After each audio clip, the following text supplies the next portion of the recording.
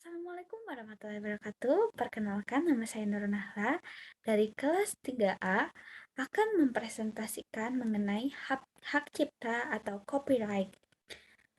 Apa sih copyright itu?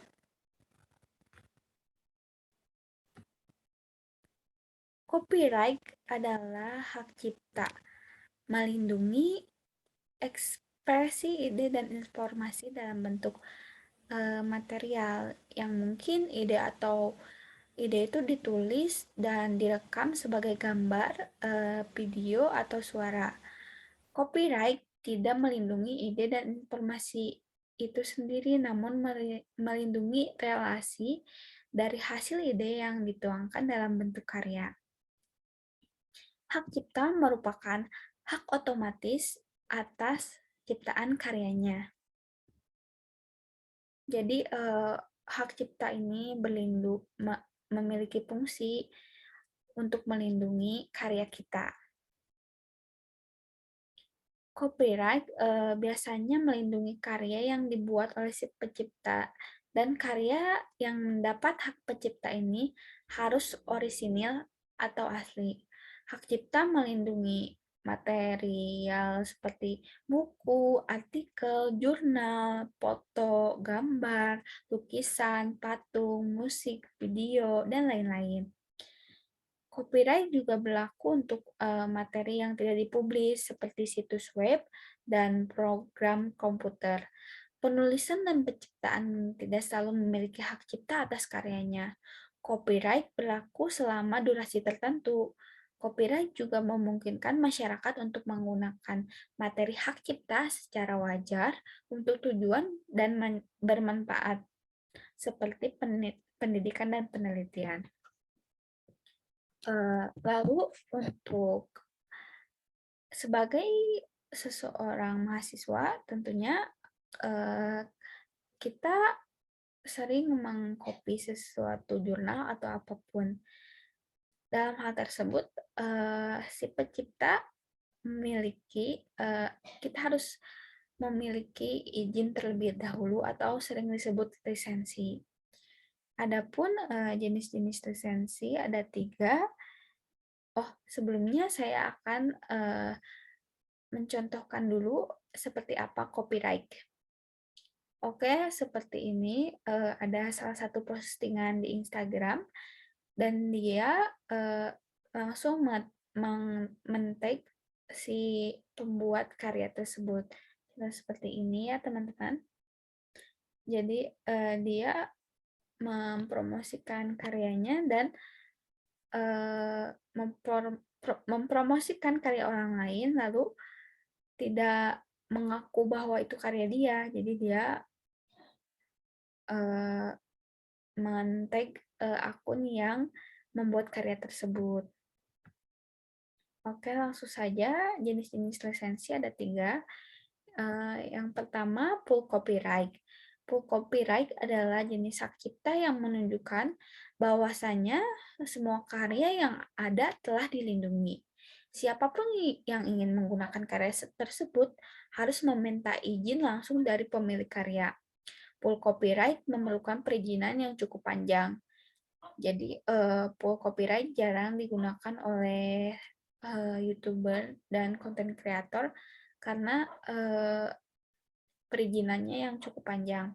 Contohnya kita bisa lihat misalnya kita ingin meng-cover lagu, kita harus langsung meminta izin kepada si pemiliknya. Begitu teman-teman. Lalu yang kedua ada public domain. Public domain adalah jenis copyright yang mengalami masa kadaluarsa setelah bertahun-tahun sejak dilisensikan atau setelah kematian si pencipta karya. Jika hak cipta suatu karya kadaluarsa, maka karya tersebut menjadi public domain atau menjadi makanan publik gitu, sehingga semua orang dapat menggunakannya sesuka mereka. Contohnya seperti karya lagu dangdut koplo Jawa Deddy Kempot. Jadi beliau kan sudah meninggal, sehingga karya-karyanya tetap disukai dan tetap diputar oleh para penyuka karya tersebut tanpa ada izin ya, karena beliau sudah tiada. Lalu yang terakhir ada Creative Cosmos, Creative Cos, Cos maaf, sorry, Creative Commons. Sebenarnya ada lisensi yang diterapkan pada karya yang dilindungi hak cipta. Creative Commons tidak terpisah dari copyright, namun jenis hak cipta satu ini adalah cara mudah untuk berbagi karya yang sudah dilisensikan. Contohnya seperti kita, misalnya kita membuka Instagram, lalu kita ingin ada fitur musik di dalamnya. Kita tidak perlu meminta izin atau kita langsung saja menggunakan musik tersebut tanpa ada izin, tapi tetap si pencipta tahu karyanya digunakan. Itu dia jenis-jenis copyright, jenis-jenis lisensi copyright. Lalu saya akan membahas mengenai hak kekayaan intelektual atau disingkat HAKI. HAKI sendiri terbagi menjadi dua, yaitu hak pencipta dan hak kekayaan industri. Oke, apa sih hak kekayaan industri itu?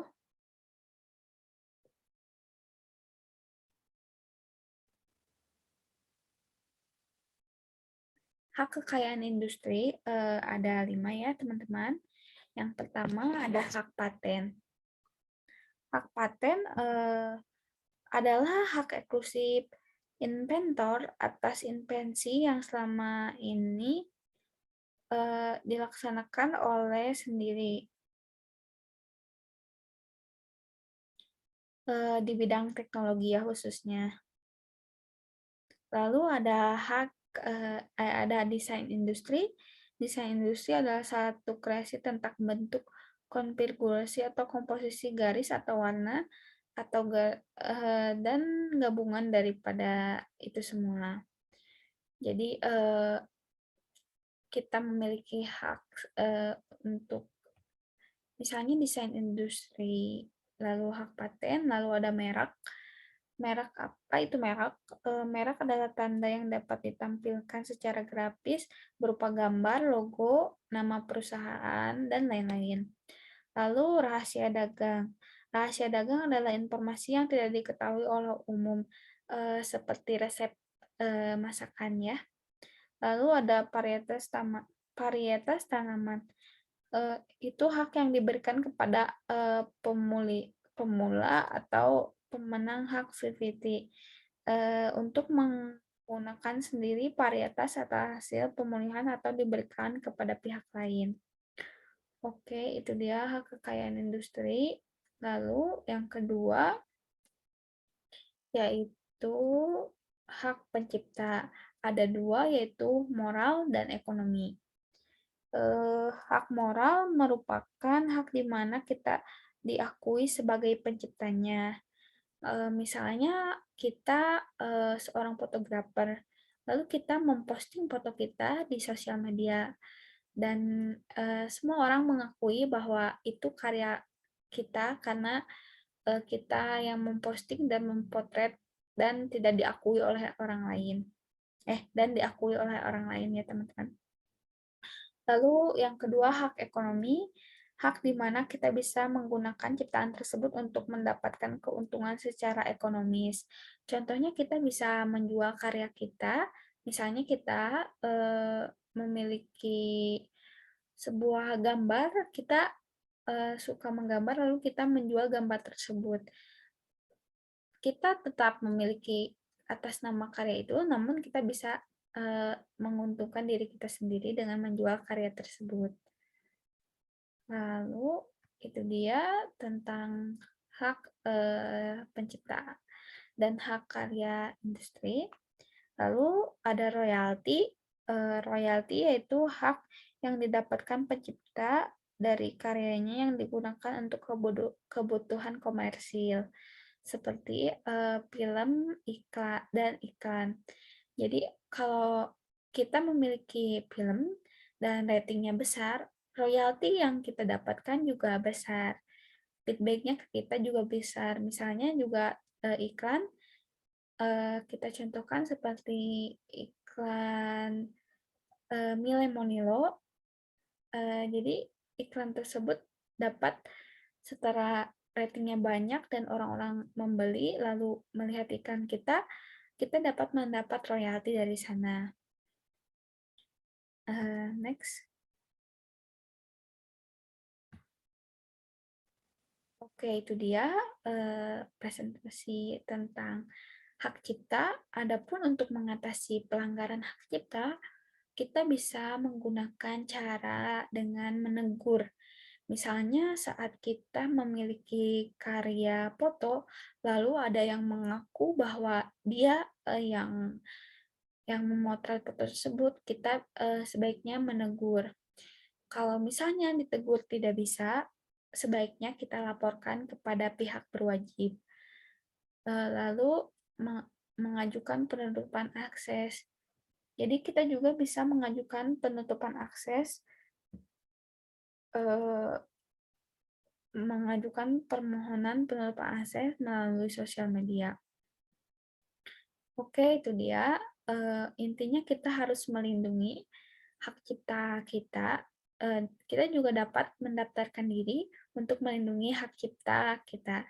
Karya-karya yang kita buat tentu saja tidak mudah membuatnya, penuh perjuangan dan pengorbanan. Oleh sebab itu, kita jangan mau gitu kalau misalnya banyak pelanggaran-pelanggaran hak cipta yang telah dilanggar, kita harus tegas. Oke, untuk kasus atau fenomena copyright sendiri, yaitu mengenai literasi digital menjadi pelanggaran baru hak cipta. Menurut kalian, hak cipta itu bukannya sangat ini ya, teman-teman. Jadi, kemajuan teknologi memudahkan kita mendapatkan karya literasi di dunia digital. Hal ini menambah permasalahan ya teman-teman terkait perlindungan hak cipta literasi di mana dulu masalah pembajakan buku hanya sebatas fotokopian saja, tetapi sekarang buku tersebut dapat menyebar luas tanpa sepengetahuan para pencipta dan penerbitnya dalam bentuk PDF. Melihat fenomena ini, eh, saya menyatakan bahwa tindakan tersebut merupakan pelanggaran baru di era digital. Hal itu menurut saya sangat-sangat merugikan si pencipta. Hal-hal seperti itu merupakan penggandaan yang kita lihat bahwa semakin lama penggandaan itu tidak hanya mencetak atau memfotokopi yang selama ini menjadi masalah, tetapi sudah mencakup ke hal-hal yang melibatkan teknologi informasi. Bila merujuk kepada Undang-Undang Nomor 28 tahun 2014 tentang hak cipta, pasal 40 ayat 1 disebutkan bahwa buku dan semua karya tulis merupakan hak cipta yang dilindungi, termasuk ke dalam format PDF ataupun e-book. Dengan adanya teknologi sedemikian maju, maka karya literasi tidak hanya pada sebatas penerbitan saja, tetapi literasi digital merupakan suatu fenomena yang kita hadapi bersama saat ini. Apalagi saat masa pandemi ya, teman-teman pasti jarang membuka buku karena fokus ke dalam internet. Menanggapi pelanggaran hak cipta tersebut, eh, saya mengatakan bahwa pelanggaran hak cipta terus meningkat ya teman-teman, terlebih dengan format digital. Ketika format PDF itu dibagikan secara gratis melalui marketplace atau banyak sekali buku-buku bajakan. Jadi kita harus apa ya lebih hati-hati aja dan jangan apa ya kita harus menghargai karya yang telah diciptakan. dengan tidak membaca e-book bajakan ya teman-teman. Kerugian yang bisa didapatkan oleh si pencipta juga pasti sangat banyak. Jadi kita harus mm, melindungi hak cipta kita dan juga kita harus melindungi hak cipta orang lain. Penggunaan untuk kepentingan pendidikan dan pengembangan ilmu pengetahuan yang memungkinkan suatu ciptaan dan atau produk tanpa izin harus dihukum. Itu dia presentasi dari saya.